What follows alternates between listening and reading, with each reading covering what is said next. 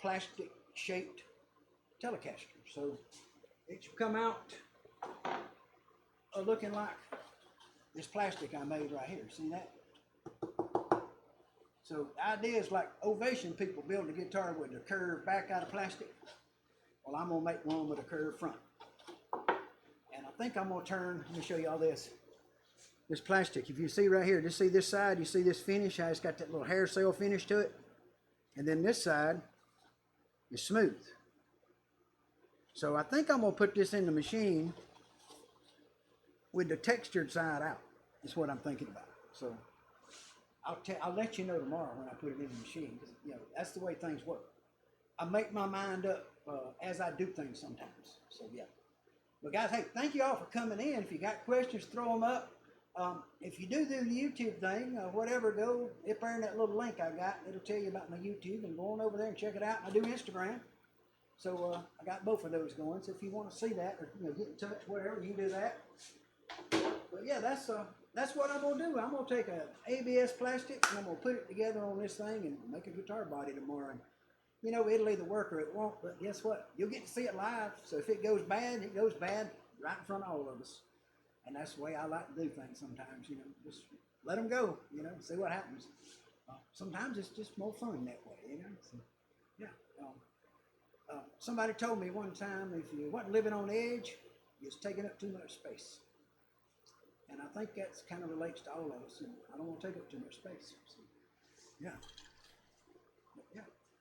Live or die, go live. That's right, Mark. You heard that, didn't you? Live or die, go live, brother. I'm coming mind. I got something to drink. It's cold hot in here.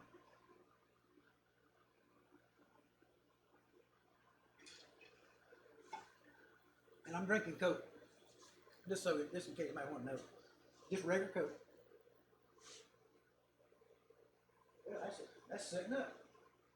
We'll let that set up till tomorrow. I don't want to touch it with a sander tonight. It's going to be a little too touchy for that. I know Bondo can be ready to sand pretty quick, but I ain't going that quick tonight. But yeah, I decided that was just a different kind of project I wanted to do. I finished the bass, and that was a little labor intensive and all intricate, and trying to do the curve and all that to it and get it all just like I wanted. That's the first scratch built instrument I ever built. So, I took my time. And then I said, I need a mental break. And I think I'm going to do something crazy to break my mental and get me, right. So, yeah, my mental break is making plastic guitars for the fun of it. Because I got a couple of necks already made. I got some wood to put in for a strip put in it. And matter of fact, I got a piano brace that I could use and make a neck through out of, because it's long enough to make a neck through, and it'll come all the way to the butt of the guitar. So, yeah, when you cut out, and guys, have you ever run up on old pianos out in the wilderness? And let me tell you what, okay, I specialize and enjoy using stuff that's old and wore out and leftovers. Okay, so I built a thickness sander for $7 to go on my shop smith. Okay, yeah, no joke, I did.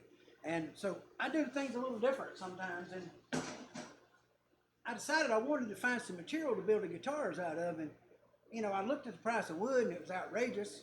And this lady on the Facebook marketplace had a piano that she was giving away. She said, "You can have the piano." And I asked her, I said, "Well, do you mind if I cut it up and make guitars out of it?" She said, "No, I don't mind at all. You can do that. That'll be fine."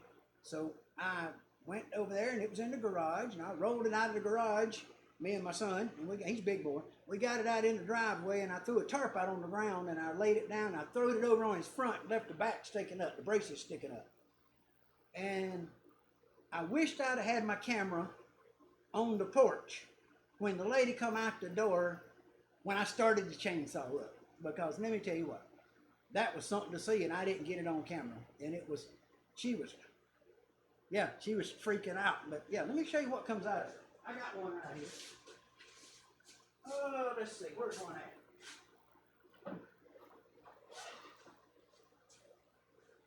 Here's one. Now, this here is a piece of maple bracing that came out of the back of an upright piano. Now, y'all see the thickness of it. Now, it was twice as thick when I cut it. I thinned it down. It was twice as thick as this.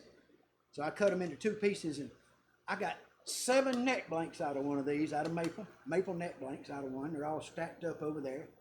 And some of them are big enough for base neck. Some of them are big enough for neck throughs. Some of them have got some little holes in the sides that you can't work around. You got it, just ain't nothing you can do about it. So yeah, it's free wood. So when you get free wood, you do what you can do with it. And what I do with it, I made something. So yeah, I enjoy making stuff out of free stuff. That's kind of, well, that's the frugal fixer way, okay? So understand, guys, I make jigs and tools, and I enjoy making guitars, and I enjoy making the tools to make them. And some of y'all might have seen the router over there earlier, but I made my own router lift. I got a trim router, and that's all I needed, really. And well, I got another one over there, but I used my little trim router and I put it in the table, and I needed a lift to lift it up and down, so I just made me one. I mean, you know, I watched that Stumpy Nubs guy on the YouTube make one, and I said, well, heck, if he can make one, I can. So I made my own. So, yeah. You got to, when you go to things like this, you do your own thing. So, uh-oh, get off of there.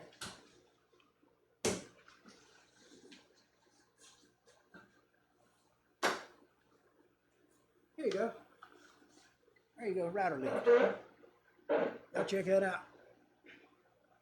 Y'all see, y'all take a little look at that now. There's door slides on each side, little 8-inch door slides.